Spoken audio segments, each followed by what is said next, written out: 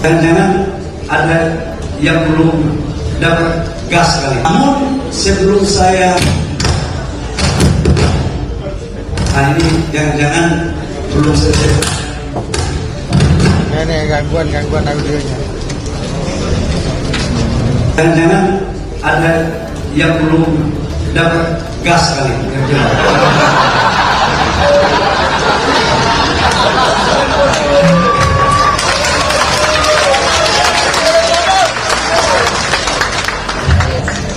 Kalau saya gas LPG-nya semua udah dapat.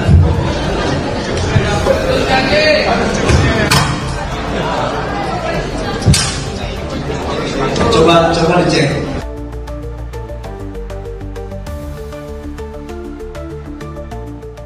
Di belakang peristiwa tragis ini ada peristiwa yang kemudian dikomedikan itu, baik oleh pejabat, oleh menteri maupun oleh ada anggota DPR juga yang memparodikan soal kelangkaan gas ini. Jadi sebetulnya empati elit ini tidak ada pada rakyat tuh. Bahwa ada korban itu artinya secara historis akan dicatat bahwa ada satu era ketika Indonesia masih ngantri dan mengantri energi dan menjadi korban dari antrian itu kan. Jadi tidak ada semacam, ya sebut aja kepedulian atau ya kata empati mungkin terlalu jauh, tapi peduli sedikit bahwa ini soal serius. Jadi kenapa dibecandain gitu kan? Tentang yang dibecandain bukan gasnya, tetapi yang dibecandain adalah tragedi itu sendiri yang dibecandain kan. Jadi sekali lagi kita mau lihat bagaimana daya tampung moral kita itu betul-betul makin sempit itu, sehingga hal yang betul-betul serius yaitu nasib dari mereka yang setiap hari membayangkan harus ada gas untuk mengoperasikan dapurnya, itu akhirnya jadi bahan olok-olok. Jadi kita mau lihat ini pejabat ini ngerti nggak bahwa dia itu adalah public servant. Mau dia menteri, mau dia dirjen, mau dia anggota DPR, dia kedudukannya adalah pelayan publik, bukan mengolok-olok publik. Jadi sebagai public servant, the very ethics of kedudukan dia itu, public office-nya itu, dia tidak paham. Jadi buat apa sebetulnya kita punya eksekutif, kita punya legislatif, kalau kapasitas dia itu sangat dangkal itu, tidak mampu untuk melihat bahwa ada hal yang betul-betul secara serius jadi masalah satu bangsa, tetapi diambil kesimpulan bahwa ini sekedar bahan yang bisa dijadikan parodi, itu dijadikan ya apa yang bisa kita harapkan dari legislatif yang tidak mampu untuk mencarikan solusi. Apa yang bisa kita bayangkan dari kabinet yang juga buta huruf terhadap problem rakyat ini kan.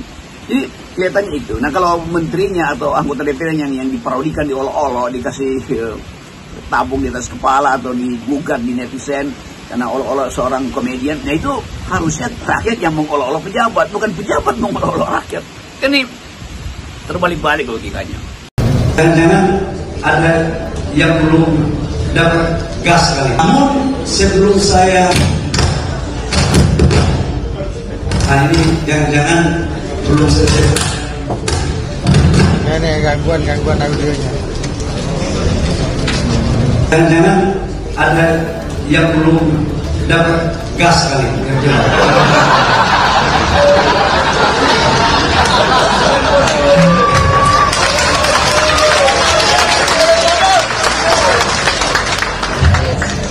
Kalau saya gas LPG-nya semua udah dapat.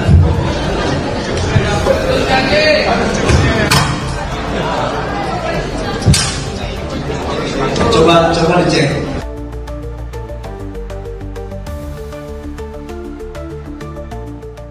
Begitu banyak hal yang dihemat oleh Presiden Prabowo, begitu banyak hal yang juga meresahkan publik karena ulah dari menteri-menterinya. Jadi semua peristiwa itu mulai memperlihatkan bahwa kita ada di dalam kegelisahan psikososial, kegelisahan soal daya dukung anggaran untuk membiayai pembangunan, kegelisahan soal ketersediaan energi untuk menyuplai kebutuhan rumah tangga, itu kegelisahan terhadap kepastian apakah gaji ke-14 misalnya atau tunjangan hari raya itu dibayar apa tidak. Jadi semua hal itu memungkinkan kita berpikir bahwa ini republik yang sedang diminta untuk diasuh dengan cara yang bijaksana tuh. Nah, pada kondisi ini kita membaca bagaimana publik mulai mengungkit lagi penyebab dari seluruh kegelisahan ini, yaitu masih bercokolnya rejim atau dinasti Jokowi di dalam kehidupan politik kita. Terutama tentu dilambangkan dengan wakil presiden Pak Gibran yang legitimasinya tetap dipersoalkan oleh netizen tuh. Impactnya apa? Impactnya adalah beredarnya kembali atau bertambah meluasnya grafiti atau poster yang menuntut supaya mantan Presiden Jokowi diadili. Entah siapa yang pasang itu, tetapi dia meluas dan itu disambut gembira justru oleh rakyat, oleh publik. Jadi ada sesuatu yang sedang bergejolak sebetulnya yang kita sebut sebagai energi perubahan yang merupakan sisa-sisa energi untuk memastikan bahwa Presiden Prabowo itu bukan menjadi bagian atau penerus kebijakan Presiden Jokowi yang gagal di dalam banyak hal. Dan Pak Prabowo mesti mengerti bahwa publik menuntut itu dan apa yang dituntut oleh publik memang masuk akal.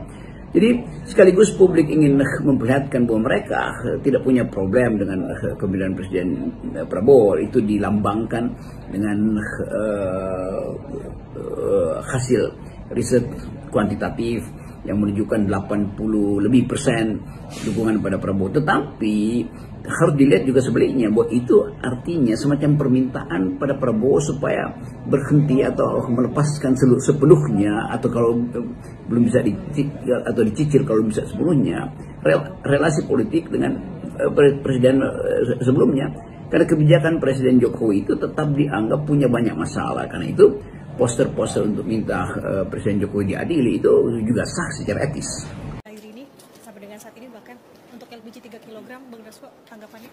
Ya, DPR RI sudah berkomunikasi dengan Presiden sejak semalam dan bahwa kemudian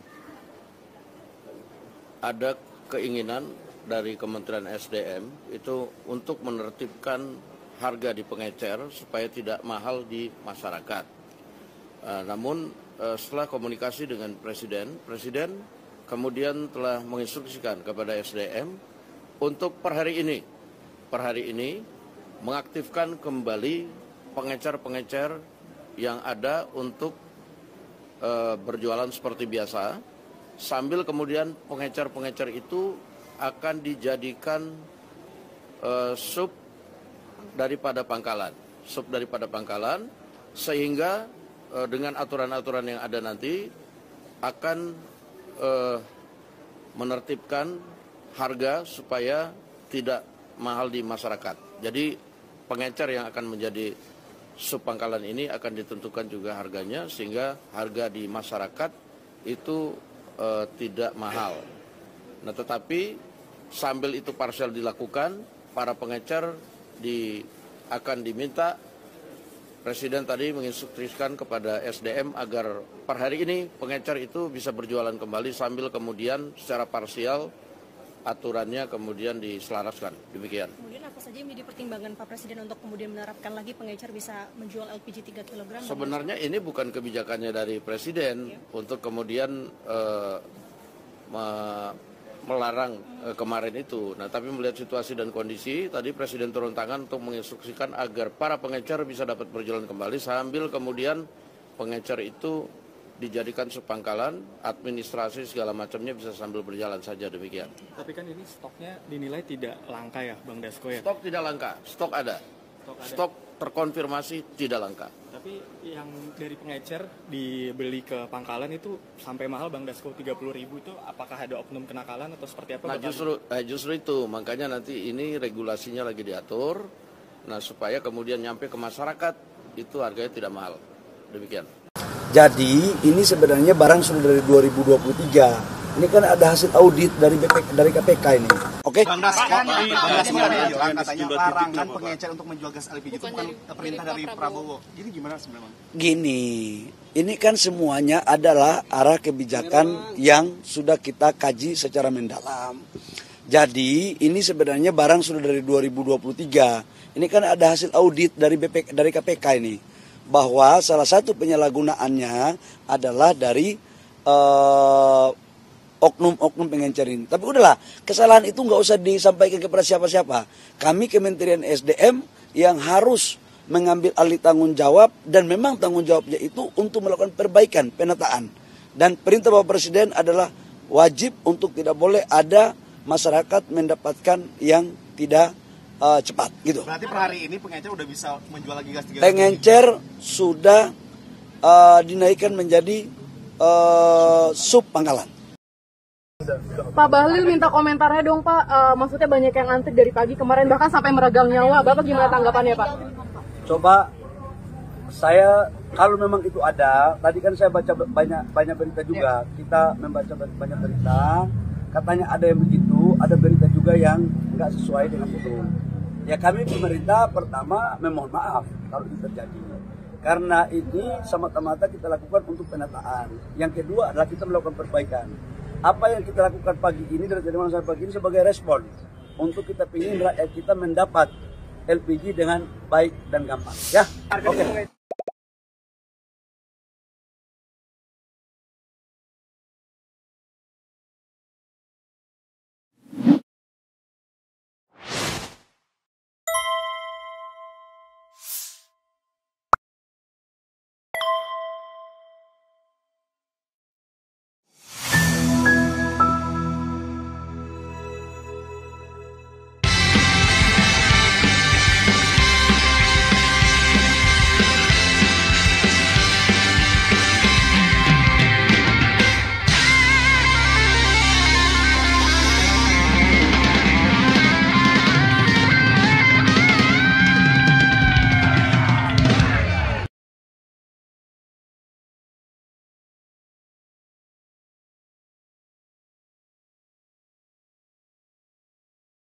Ya, saya sekarang lagi masak, Pak. Saya tinggal demi gas. Iya, yang dibawa.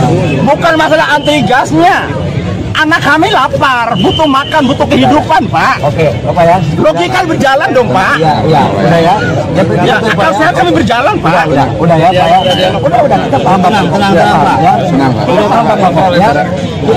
Kita mengurus banyak orang dan Bapak juga ya. Kita sama-sama orang timur, Pak. Iya. Paham, Pak ya? Iya, oke.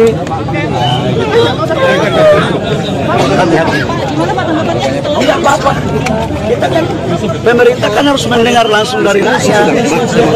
Saya kenapa turun langsung supaya kita bisa mendengar. Ini kan masukan bagus untuk kita melakukan penataan. Jadi nggak apa-apa. Kita harus fair untuk memperbaiki, tapi juga diakui kan bahwa ada yang menyalahgunakan subsidi yang harus kita perbaiki. Ya, itu paling penting. Ya.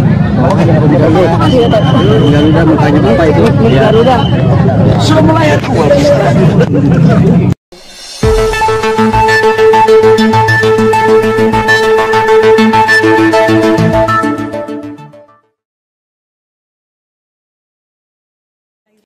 Sampai dengan saat ini bahkan untuk LPG 3 kg, Bang Dasko, tanggapannya? Ya, DPR RI sudah berkomunikasi dengan Presiden sejak semalam dan bahwa kemudian ada keinginan dari Kementerian SDM itu untuk menertibkan harga di pengecer supaya tidak mahal di masyarakat. Namun setelah komunikasi dengan Presiden kemudian telah menginstruksikan kepada SDM untuk per hari ini mengaktifkan kembali pengecer-pengecer yang ada untuk berjualan seperti biasa, sambil kemudian pengecer-pengecer itu akan dijadikan sub daripada pangkalan, sehingga dengan aturan-aturan yang ada nanti akan menertibkan harga supaya tidak mahal di masyarakat. Jadi pengecer yang akan menjadi subpangkalan ini akan ditentukan juga harganya sehingga harga di masyarakat itu tidak mahal. Nah, tetapi sambil itu parsial dilakukan, para pengecer akan diminta, Presiden tadi menginstruksikan kepada SDM agar per hari ini pengecer itu bisa berjualan kembali sambil kemudian secara parsial aturannya kemudian diselaraskan. Demikian. Kemudian apa saja yang menjadi pertimbangan Pak Presiden untuk kemudian menerapkan lagi pengecer bisa menjual LPG 3 kg? Sebenarnya ini bukan kebijakannya dari Presiden untuk kemudian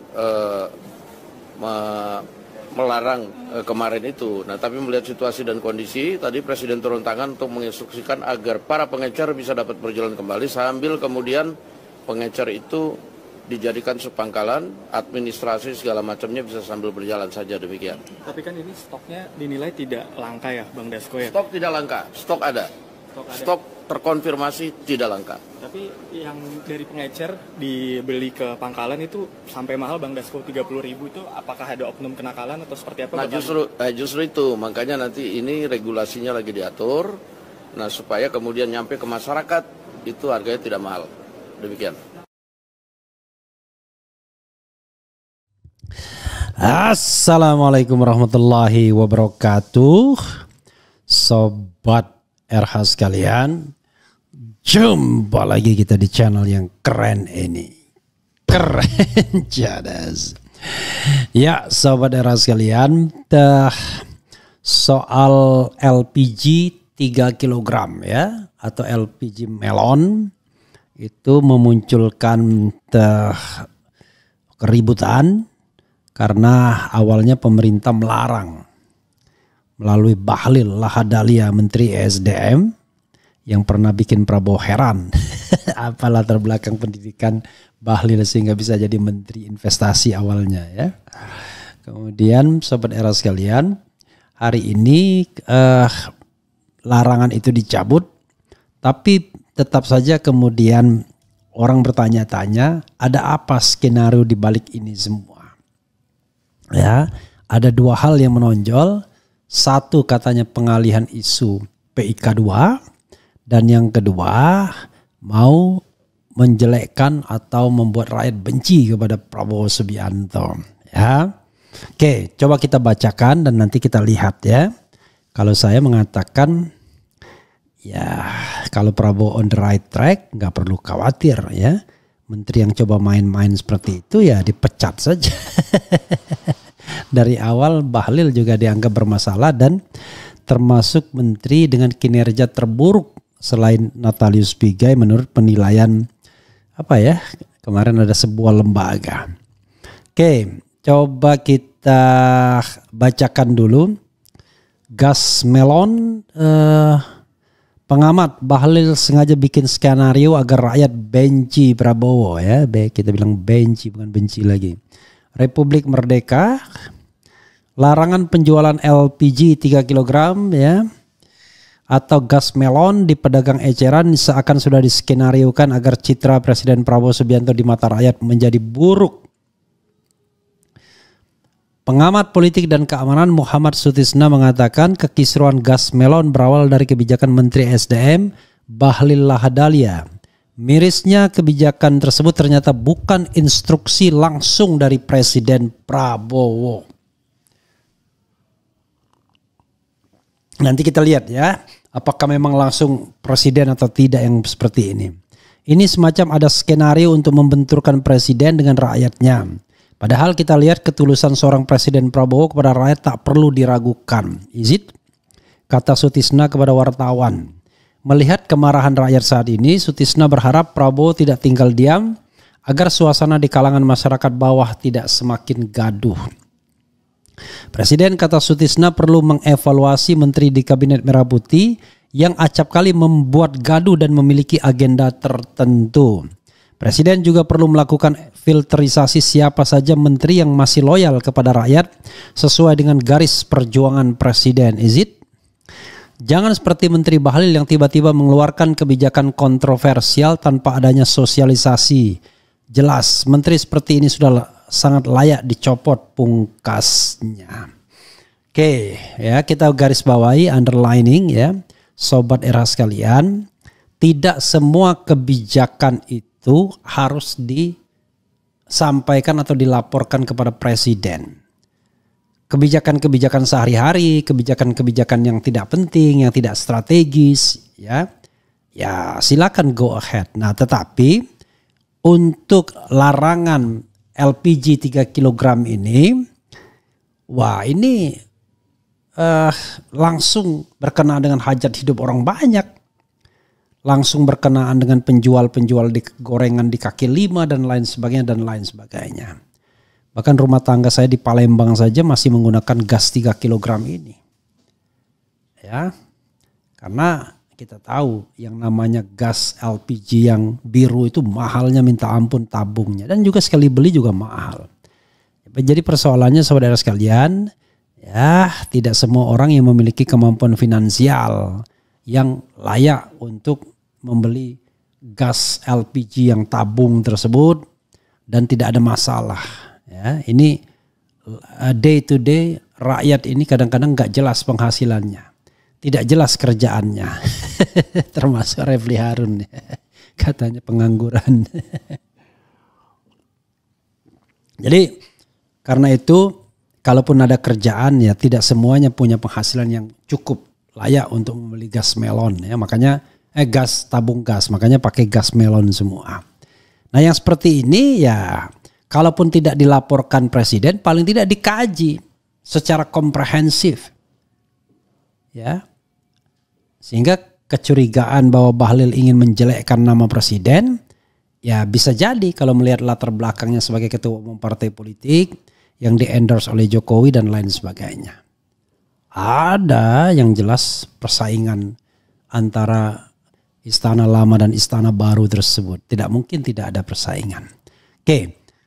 Yang kedua katanya adalah kebijakan menyengsarakan rakyat untuk pengalian isu PIK 2 PSN. Coba kita bacakan. Siapa lagi yang mengatakan ini ya? Kita baca ya. Polemik mengenai kejahatan terkait PIK 2 PSN. Bentar. Dari halaman pertama dulu ya. Oke. Merupakan polemik mengenai kejahatan terkait PIK 2 PSN yang mulai terbongkar kini coba ditutupi dengan pengalian isu soal gas melon. Memang menertibkan harga gas melon bisa diterima, namun bukan dengan cara yang drastis dan tiba-tiba. Kebijakan semacam ini justru berisiko menyengsarakan rakyat kecil, yang mana dengan mempersulit perizinan gas melon, akibatnya adalah hilangnya pasokan di pasaran. Gas melon merupakan kebutuhan vital bagi masyarakat, terutama untuk memasak. Bagi banyak rakyat kecil dan usaha mikro kecil menengah UMKM yang bergerak di sektor makanan, kebijakan ini sangat merugikan karena mengancam keberlangsungan usaha mereka. Menteri Keuangan Sri Mulyani pernah mengungkapkan bahwa harga gas di pusat adalah 12.750 dan terkejut dengan harga gas melon yang dijual di warung mencapai 20.000. Namun jika dilacak dari harga di pangkalan pengisian 15.000, masuk agen 18.000 dan pengecer menjualnya di warung 20.000, rakyat tidak protes karena yang penting mereka bisa mendapatkan gas tersebut. Ini adalah kebutuhan vital dan harga yang sedikit lebih mahal bisa dimaklumi daripada kesulitan dalam mendapatkannya. Namun jika kebijakan ini mematok harga seragam 12.750 atau 18.000, pengecer menjadi bingung. Tidak semua pengecer memiliki modal besar atau cukup tabung gas kosong untuk menjadi agen. Ya. Menjadi agen memerlukan modal besar, yaitu membeli minimal 60 tabung gas kosong yang harganya 150.000 per tabung. Bayangkan ya. Apalagi kalau kita kaitkan beli tabung yang lebih gede. Jika dihitung biaya modal untuk menjadi agen bisa mencapai 9 juta, jumlah yang tidak sedikit bagi pengecer kecil. Apakah Menteri Bahlil Lahadalia sudah memahami realita kehidupan rakyat kecil di lapangan? Oke.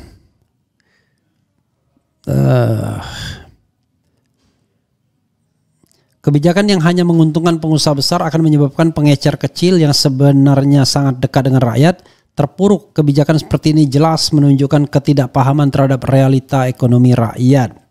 Jika kebijakan ini dipusatkan pada pengusaha pangkalan, maka yang bisa menjadi agen hanyalah mereka yang memiliki modal besar.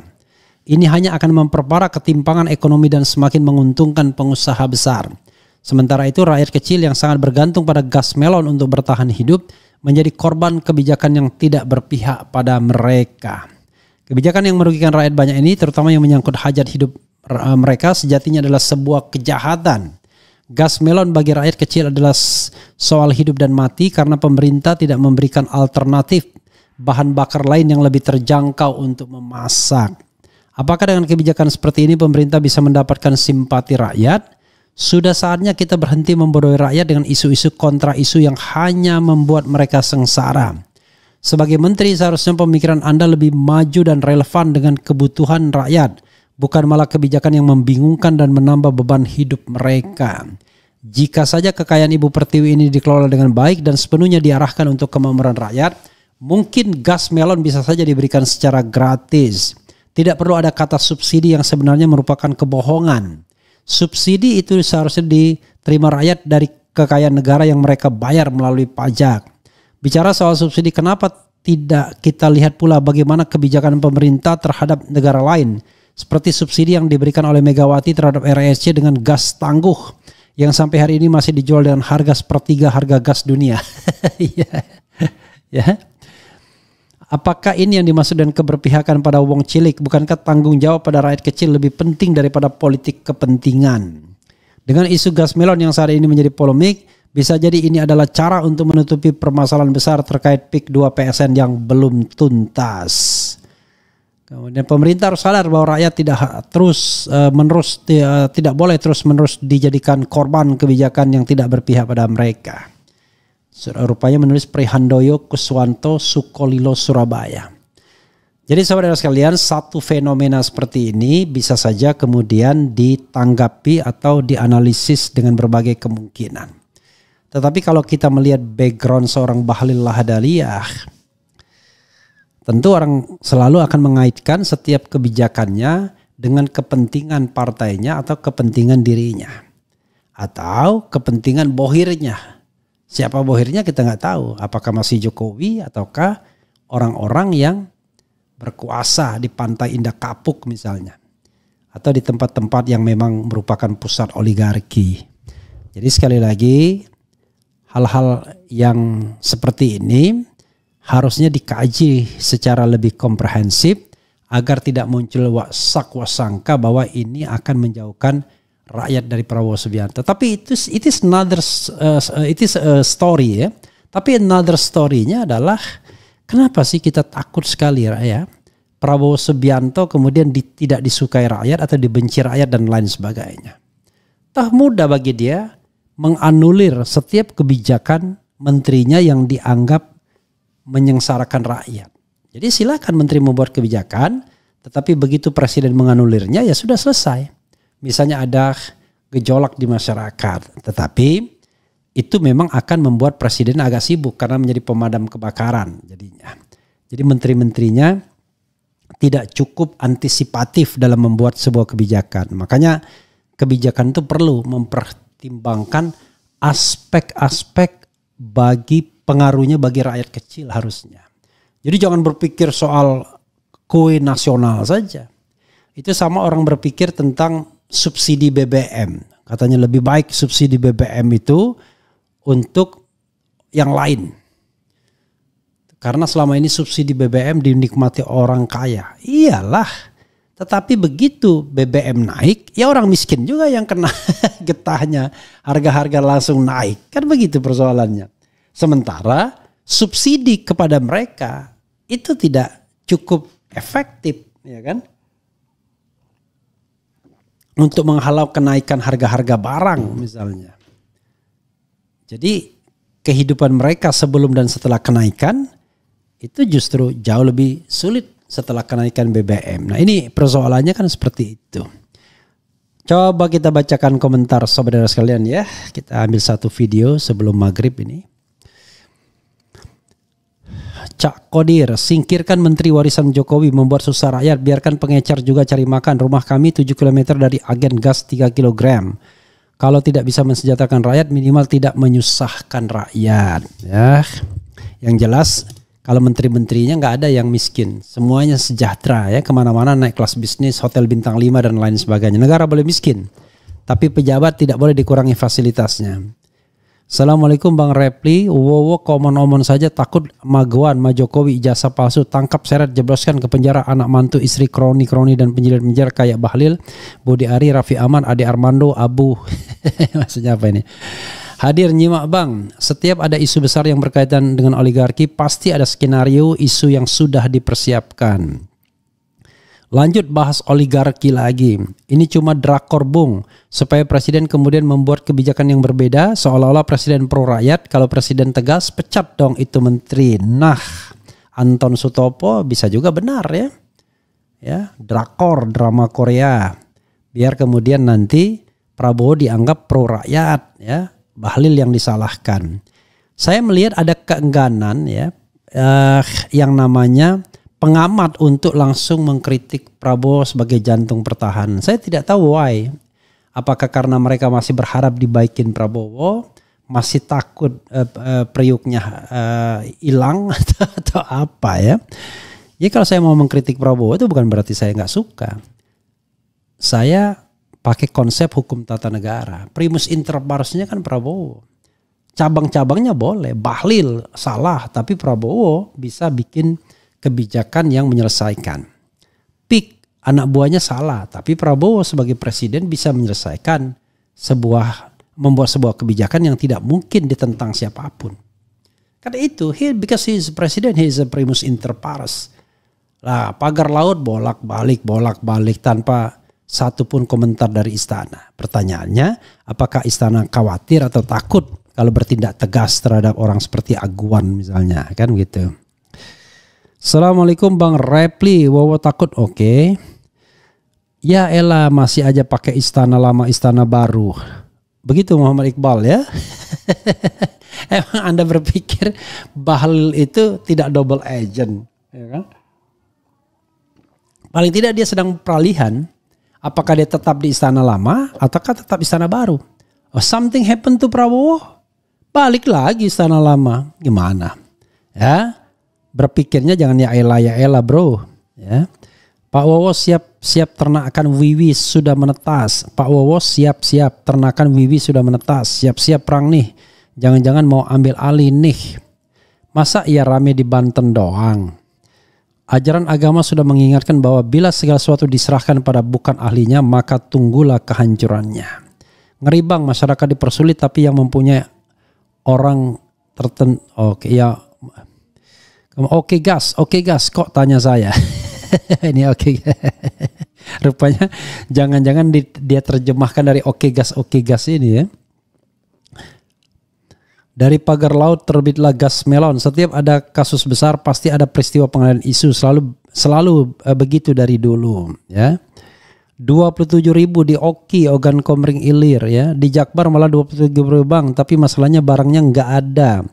Kebijakan pertama larang pengecer jualan. Kebijakan kedua pengecer diperbolehkan jual. Apa ini emang nggak dipikirin dulu? Dan yang jelas sudah terjadi gejolak harga, ya kan? Dan ini makin menyengsarakan masyarakat kecil. Kemarin masih ada demo di DPR soal pembangkangan keputusan MK. Tahu-tahu ada wacana UKT naik. Dari sopir angkot jadi menteri ESDM. Si Bahlil sejak awal selalu kontroversial ya. Pecat Bahlil, itu menteri nggak ada prestasinya, buat susah masyarakat kecil saja. Sekarang ada kasus pagar laut langsung dihajar LPG langka. Jadi prestasi menteri itu adalah ikut tim sukses Prabowo Subianto dan Gibran Rakabuming Raka. Itu masalahnya. Kalau Anda nggak ikut cawe-cawe dalam pemenangan pilpres, ya Anda nggak akan dipertahankan. Kan begitu. Cobalah you name it, menteri apa aja ya. Baik terang-terangan seperti Bahlil yang bikin tim sendiri, tim bayangan, maupun yang gelap-gelapan main di belakang layar ya. Pratikno misalnya, ya itu kan tim suksesnya Jokowi ya. Banyaklah ya, saya tidak bisa menyebutkan Erick Thohir misalnya ya, bahkan punya agenda sendiri ya. Kemudian presiden yang instruksikan kementerian buat hemat anggaran. Prabowo jangan cuci tangan dan jadi pahlawan kesiangan. Gak ada kebijakan menteri tanpa persetujuan presiden, bahkan Bahlil cuma kambing hitam. Ya Ini lain ya. Tumben Bung RH nggak kelihatan demo lagi. Saya baru habis sakit bro ya. Nanti kita kalau sudah segar lagi kita jalan juga, turun juga ya. Kemudian belasan tahun berusaha jadi presiden, pas jadi presiden nggak bisa apa-apa, lawan oligarki. Kisahmu sungguh anti klimaks Pak, kecewa berat dengan Anda Jenderal Omon-Omon. Kaji, jangan dikaji dong. Yang dari Jawa Barat itu yang Prabowo mania. Teguh Santoso lucu ketika pentolan Gerindra mengatakan jika pengendalian LPG 3 kg adalah program Menteri SDM bukan kebijakan Prabowo, lempar-lemparan. Iya, jadi gini ya, theoretically ya, semua kebijakan menteri itu adalah kebijakan presiden. Dia yang take responsibility. Kalau menteri salah, maka diperbaiki oleh presiden, tapi presiden minta maaf. Dan dia kasih sanksi teguran kepada menteri itu, minimal teguran tertulis atau teguran lisan. Kalau nggak mau diganti kan begitu. Harusnya begitu. Tapi kalau nggak enak sama menterinya ya susah juga, karena menterinya menyumbang-nyumbang kemenangan pemilu ya lain persoalan jadinya. Kelangkaan gas LPG hanya pengalian isu pagar laut dan pengerukan pasir laut untuk pembangunan reklamasi PIK 2. Pakailah duit bansos 300.000 buat pilih gas yang dapat waktu pilpres kemarin. Kemudian buat Pak Prabowo tolong segera pecat orang-orang yang dungu di kabinet ya. Anehnya kan pasti di rapat kabinet dibahas ya. Ya biasanya begitu. Dan anak buah biasanya ya menjadi kambing hitam ya. Jadi jangan-jangan iya oke ya waktu di rapat kabinet. Begitu ada masalah yang disalahkan cuma menterinya. We don't know exactly ya. Untuk solusi bersama, cabut izin pangkalan gas menjual gas bersubsidi 3 kg, alihkan gerai gas bersubsidi 3 kg ke SPBU untuk mencegah terjadinya mafia gas LPG dan penimbunan gas bersubsidi. Jadi saudara sekalian, munculnya mafia-mafia seperti ini pasti karena ada regulator yang memanfaatkannya. Ya, atau dimanfaatkan regulatornya. Jadi kalau jujur orangnya, baik, bersih ya, bekerja sesuai dengan profesionalisme, tidak ngentit, saya kira negara ini baik-baik saja. Ya cuman kita tahulah ya, orang bermasalah direkrut di kabinet. Orang yang lurus-lurus saja malah dimusuhi ya. Tapi itu memang tragedi seluruh dunia. Kenapa? Karena orang bermasalah akan mengatakan yang baik-baik saja kepada pemerintahan. Karena takut masalahnya dibongkar. Orang yang tidak bermasalah mengatakan apa adanya. Dan itu bisa pahit. Ya kan? Itu persoalannya. Tiba-tiba seorang pemimpin lebih suka mendengarkan pujian walaupun itu fake dari orang yang bermasalah ketimbang kritik dari orang yang ingin melihat bangsa ini lurus-lurus saja. Ya. Jadi tidak ada kaitannya mau cari kekuasaan atau pengen direkrut di kekuasaan. Ini kita ngomong apa adanya. Begitu saudara sekalian ya, mudah-mudahan ini bermanfaat. Wassalamualaikum warahmatullahi wabarakatuh. Keren, cadas, cie.